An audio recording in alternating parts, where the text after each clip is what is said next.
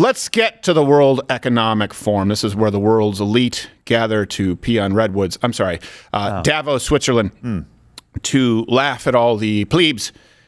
And let's get to the top 5 moments here from the World Economic Forum, because it's pretty tough to sort of parse through it. I get that. And it's also a pride-swallowing siege that I will never fully tell you about when I have to watch this crap. Moment number 5, Klaus Schwab wants you to all know, and he took time to say this, and this is just to set it up, and I'll get to the specifics with the other moments, but this should tell you the spirit of it. By the way, also, I think we should have a moratorium on any Germans in authority having global opinions on anything. Maybe a little. You guys, world wars under your belt, all of them. All of them. Yeah, are bad. So Klaus Schwab, instead of shutting up, took the time to remind us as to who's really in charge.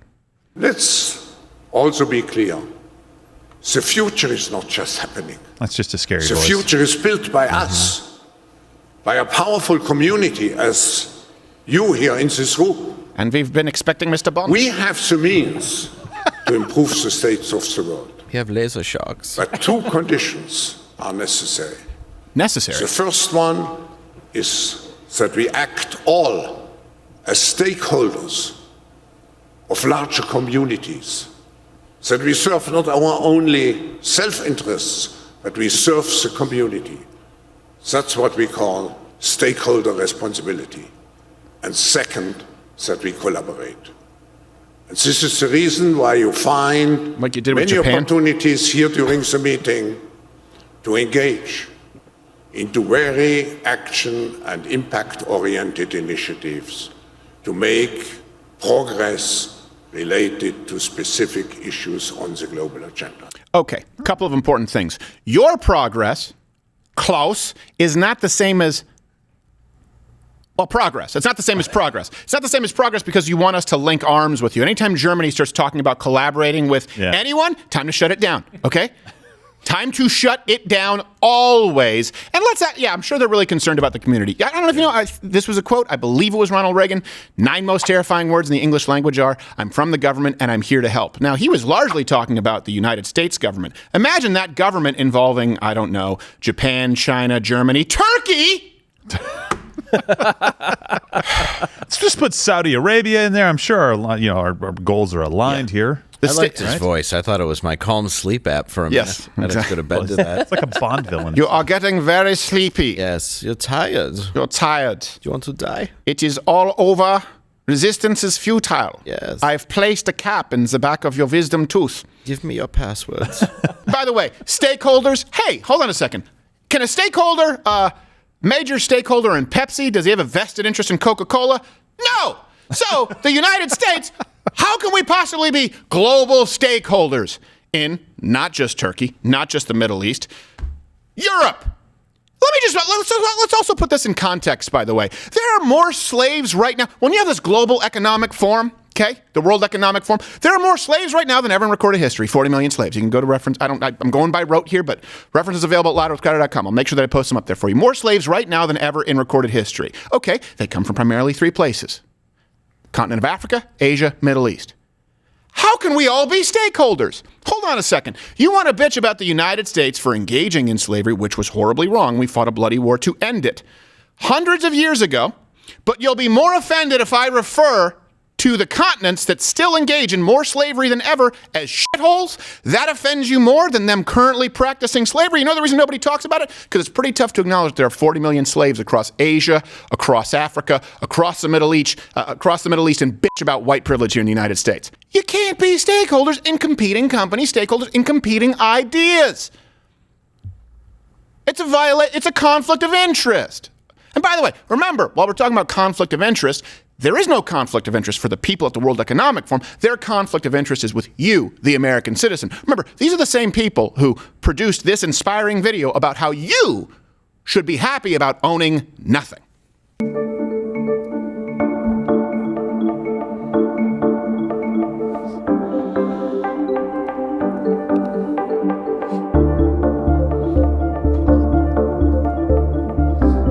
Live in the pod.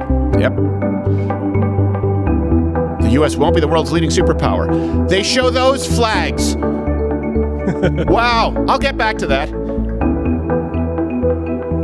You won't die waiting for an organ donor. How are you going to make that happen? Force people to donate organs? A laser printer. Oh, we'll print one right now. Thank God. You'll eat much less meat. Printers never fail. Notice none of these things are requests for people who are listening on audio. An occasional treat, not a staple for the good of the environment and our health. Your body rejected the heart. Why? It's made by a printer. That's what they need the meat for. Yeah. PC load letter. Polluters will have to pay to emit carbon dioxide. Less jobs. There will be a global price on carbon. This Higher will help gas make price. fossil fuels history. No, it'll help make many people, human beings, history. What the hell was that? That was from the World Economic Forum. That's a video that they put out.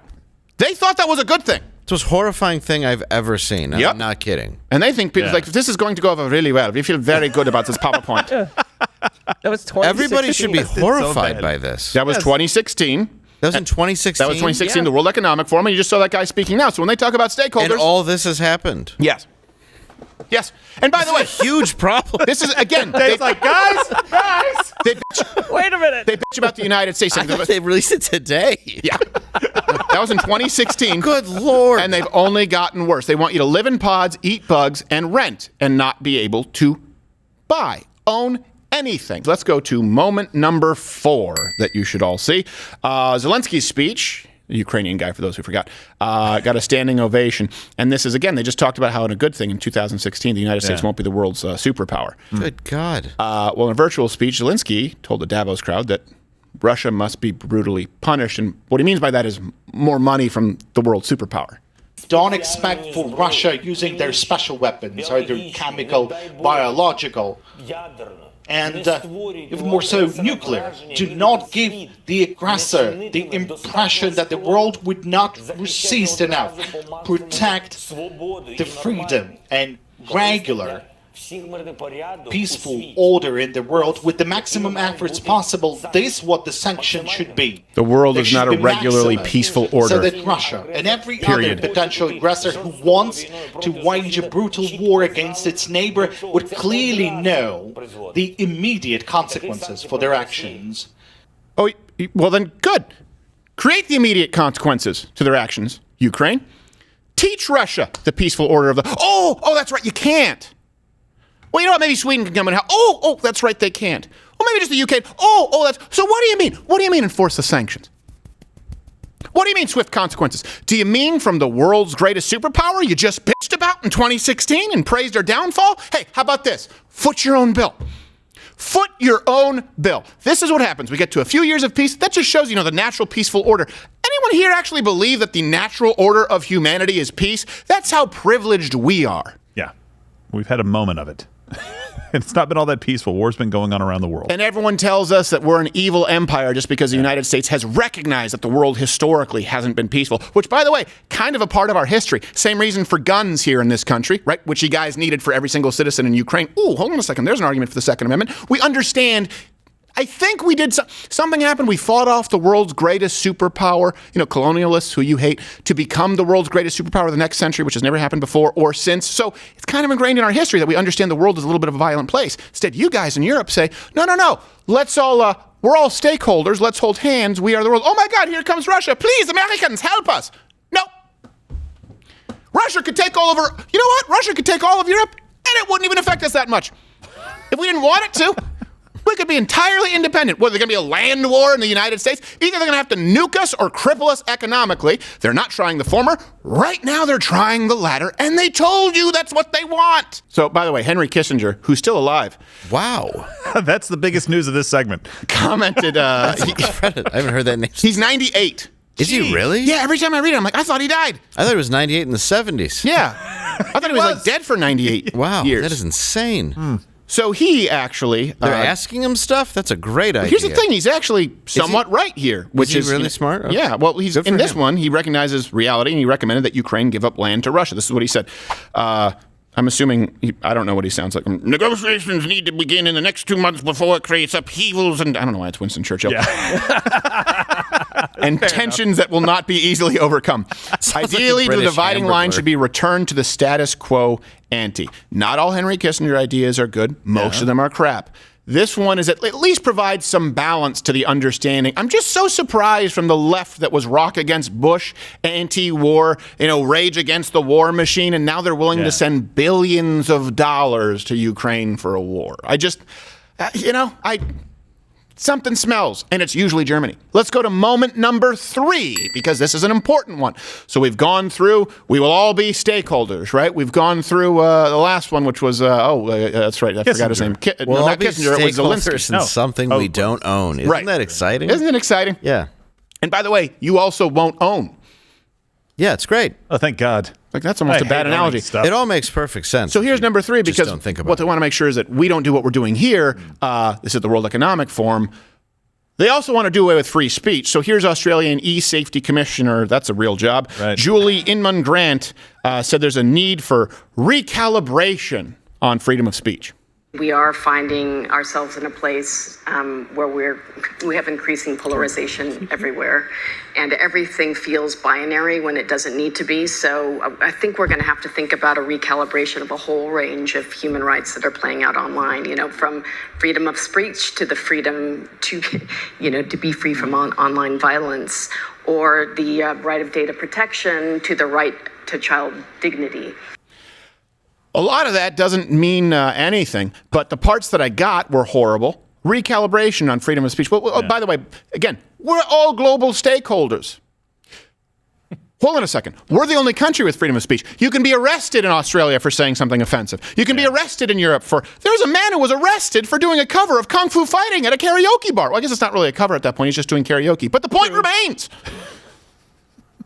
So let's link arms with the United States. What do we have? Well, we have the First Amendment. Okay, but now you're all going to be stakeholders in a global economy where they don't believe in the First Amendment. Well, that's a conspiracy. She just said it. Who gets to decide free speech? And by the way, don't think that it was lost on us. Bitch is not even Australian. That's a knife. That's an Australian. Show her again. She spoke like an English person. Yeah, but everything feels binary when it doesn't need to be. Not Australian? I think we're going to have to think about a recalibration of a whole range of human rights that are playing out online. Not Australian? Now show the Australian. That's a knife. So I will listen to nothing that you say. If you don't sound the part, you are not worthy to be trusted. How is she Australian? Hold on. She's not. No. Do you know what she meant by that last part? That was particularly chilling. She said something about children, where she said right to privacy, but then the dignity of children. Dignity of children, though. I caught that too. Does dignity. That mean have you ever transgenderism? Does that mean? Yeah. Yes, transition? I do believe I looked at my 4-year-old wiping his booger between the velour couch cushions and said, "That's a dignified young man." He's always wearing a tux. Very non-formal boy. Yes, of course he poops on it. I'd love to know. Like, you raise a kid to have dignity. Dignity is something that you learn over the years, and you eventually form class and respect for other human beings. You're not like, your kid is not dignified. No. If you turned around for 5 minutes and your kid's gonna crawl up on the counter and take as much candy as you want. Take a dump in the sink. Yeah. Moment number 2. Germany. Back to Germany. So you know this will be good. They hate autonomy of any kind. So here's German Vice Chancellor Robert Habeck telling the crowd that countries should resist looking after their own interests. Der Spaten ist ein Symbol einer neuen Gemeinschaft geworden. Sorry, that's just that was the last time they tried to tell the rest of the world what to do. It's force of habit. Here's the real clip. First of all, I would say that we have to stick to global markets. If we are now, and this is a tendency I feel everywhere in the world, also in my country as well, also in Europe, if we are now saying, okay, first of all, Germany and other countries are caring for themselves, then we will increase the crisis. If we are only caring for our own food supply, our energy supply, it must have a disastrous effect on the prices, on the market. So first of all, we have to keep the markets open. Second, we have to see that we have to solve one problem, not on the back of another one. So if we are now increasing the production of fossil fuels and coal power plants all over the place, there's a drought in India. You mentioned it. We will definitely have more problems in the next years to come. So. I'm sorry, sir. That answer was the stupidest one so far, and every answer was stupid. Ridiculous. And you spoke after Kamala Harris and Joe Biden. What's in it for you, sir? You are a marvel. What's in it for you? Well, it's global dependence for the Chancellor of Germany. Yes. By the way, groceries delivered by drone. Order them on my phone. Cricket sandwich for Germany. Yes. I love how Germany just announced that they were refiring some coal power plants because of the Russia issue with energy. Yeah. But by the way, you've talked about this in comedy. the ovens back on? How people pull up the ladder, right? They become successful, then they pull up the ladder. Right. That's exactly what these countries are doing. Developing countries need cheap energy. You had it, Germany. So did the United States. So did everybody else. Now that you've gotten to a certain point, you're like, no. No cheap energy for anybody else. Let's make it very expensive. Then they try and sit down India and chastise them for using Russian oil. Like, oh, no. You must think we care. You use more oil from Russia in an afternoon than we get in a month, so you can shut up. Well, I think that if you're... No. You're an asshole. I don't care. And I think I think that India is not a country that has it right, by the way. But you have no right to tell India what they can and can't do. Oh, nobody said India had it right. No, nobody said India had it right. The Indians don't think that they have it right. No, they don't. Germany, by the way, they do. We can bring up overlay G. They continue to buy Russian gas. Yeah. And also, let's be clear about this, where he's talking about, let's not create a problem on the back of other problems. Yeah. That's all you've done. I love how he said, we need to keep the markets open. You're the shutdown people. Germany, by the way, talking about creating problems in the backs of other problems, well, they shut down their nuclear reactors. Let's just be clear here while they're talking about global energy. Oh, that always works. So this was part of their push toward green and renewable energy. By the way, you know how many carbon emissions come from nuclear energy? Does anyone know? How many? Anyone? None. Oh, man, that would be nice to have. That would fit in with the idea that there will be penalties for carbon emissions, but they also don't want nuclear energy, which, by the way, is not only the most carbon neutral, I guess, if you want to use that term. It also has the fewest amount of deaths per kilowatt hour when compared to other renewables. So, hey, hold on a second. If it saves one life, what happened with that? But they don't like it. Why? Because it's not really about, and let's be clear about this, this is not a conspiracy, and I'll get to this in a second. I'll get to Dan Crenshaw's comments that I disagree with in a second. It's not a conspiracy. They say, hey, you know what? We need to penalize people who emit carbon dioxide. Oh, okay, nuclear. Then they say no. Why? Because it doesn't fit in with their other part that you can't be a world superpower. It doesn't fit in with their other part that you can't look out for your own self-interest. Well, we can't have people, because nuclear power is something that could be used by nations across the globe, and guess what? They wouldn't be reliant on anybody else. We could all have our own little power sources, and you can fit all of the nuclear waste that you would actually accumulate in your lifetime in a can of Diet Coke, or you can put it under your desk your entire lifetime. No carbon emissions. But no, we don't want to do that. Why? Because they want you to be dependent on the government and like it. All right, let's go to moment number one here. And this is Dan Crenshaw, who's been a friend of the show. I agree with him on some stuff, disagree with him on some other things. Yep. And the one thing that I will say about Dan Crenshaw is, if you listen to what he's saying, I understand the point, and I wish that he placed more emphasis on the point that he makes about the Democratic platform. Unfortunately, and you see this a lot with conservatives, is in an attempt to find common ground, they believe they're sounding sensible by conceding the territory of language to the left. And so here is Dan Crenshaw. You could argue running defense for some of the World Economic Forum's cornerstone policy. And I wouldn't say that, but trying to minimize the idea of what is a very real thing, a concerted effort in the Great Reset. Where do you see the Great Reset right now, and then where's it going over the next four to 6 years? Yeah, I just don't know much about it. Okay. And I don't care. But you should. I think we're obsessing over it on the right a little bit. I think when you call it the Great Reset, it sort of indicates that there's like a secret. Here's a point that he makes that is power good. Cabal under it all. Yeah. And it's not so secret. It's just the Democrat Party. So, I just want to take a step back. It's not a conspiracy. It is a political platform. Sure. But we sound a little crazy when we start talking about some sort of secret cabal.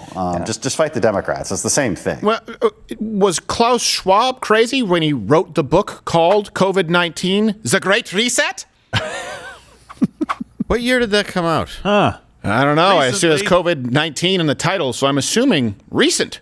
I'm guessing recent, but now I'm thinking 2016. Yeah, who knows? You know, after what I've seen, gosh, this could be 2012. I know. You should read his 2012 book, Monkeypox. Yes. Yeah. It's really something. Coming to a theater near you. The first part of it's really just a Stephen King-like orgy. Right. With 12-year-olds, because that's how Stephen King likes to do it. Read it. It actually happened. It's incredibly messed up. No, here's the thing. I would, and I've said this before, too. If you refer to it as the Great Reset, it's not a secret. Say it's happening in plain view, like he was talking about. It is a Democratic Party platform. I've always tried to, because you'll have people try and say the fringe right and the fringe left. What's the DNC? What's the Democratic Party platform? Yeah. What are the policies being proposed at the World Economic Forum?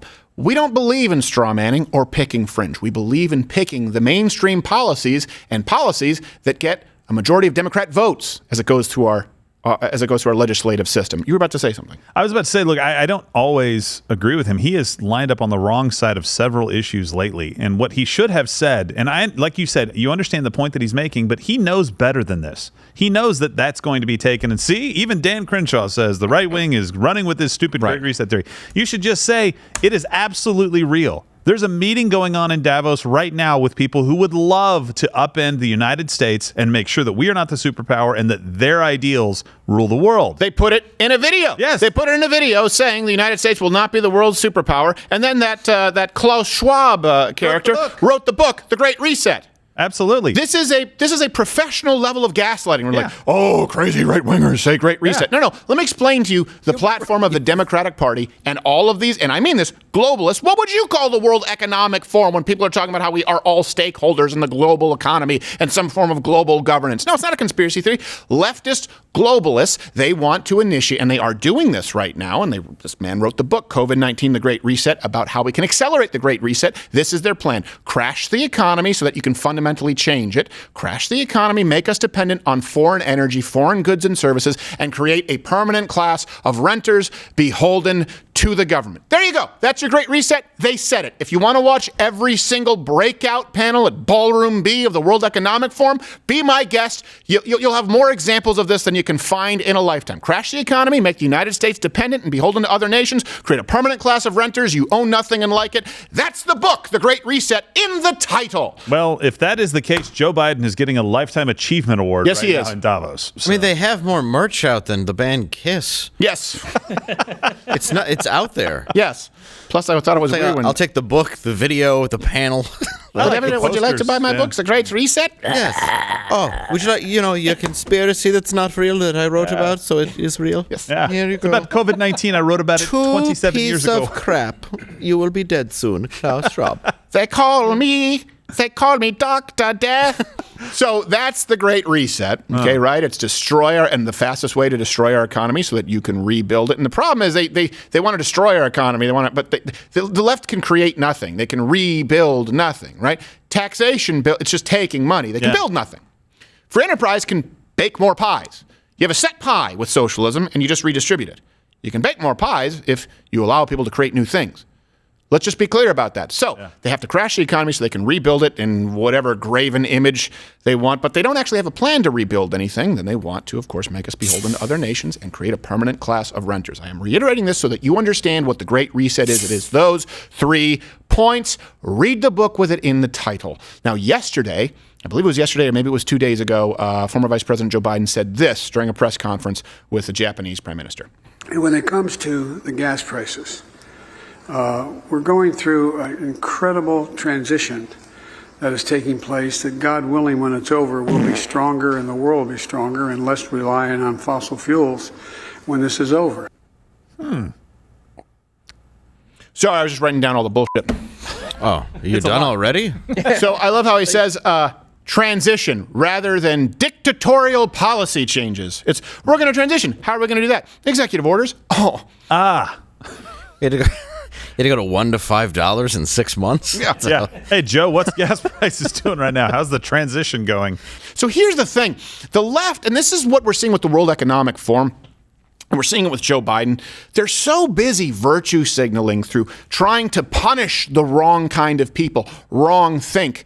they can't possibly fathom actually creating anything of value. It's only destruction. We're going to get rid of gas, okay? We're going to get rid of coal, okay? No more oil. Replace it with what? What? Hey, what do you think happens? What's a major problem for wind turbines in the cold? They freeze. Try scraping your solar panels. I just did the windshield of my car. It's a slightly large SUV. I haven't got a shot in hell. You think solar panels and wind turbines are going to fix it? It's not possible. For more proof, look at Germany. We can't do nuclear. Okay, what do? We need to go to renewable. Remember their solution not long ago was buy a Tesla. Then Elon Musk said he supported free speech and the former vice president refused to meet with him, right? So it's, don't buy a Tesla. All right, well, I can't buy a car because it's really expensive. Take public transit. How's that powered? By stabbing people on the subway? I mean, if you could harness that energy. Yeah. I mean, the Texas DART system. I don't think we'd have to worry about it. It would be a bullet train. It would. Yes. We could go anywhere. No more gas. No more oil. No nuclear. Great. What? Drive an electric car. Get rid of your gas car. Okay. How do I power it? You say what I can't use to power it? What are you creating? What are you creating? I know you want to forgive loans with my tax dollars for useless degrees. I understand that. I understand you want to give away free health care. I understand that. I understand that you want us to eat crickets and you want to put tariffs and on the meat industry. I understand that. I understand that you put all of these taxes and tariffs and now I'm paying $5 a gallon. I understand all the things that you want. It's a wish list, right? I get it, okay? And hopefully enough good little liberals have been good boys, girls, and Z's this year. Got it. But how are you going to solve the problem? You were just sitting there saying we don't want to create problems, right? The German chancellor, off of the backs of other problems. They have outlined what they want to get rid of, and nothing, even within the ballpark, of realistically replacing it, because today's left, this is why I will not call it progressive. I will not call it the progressive wing.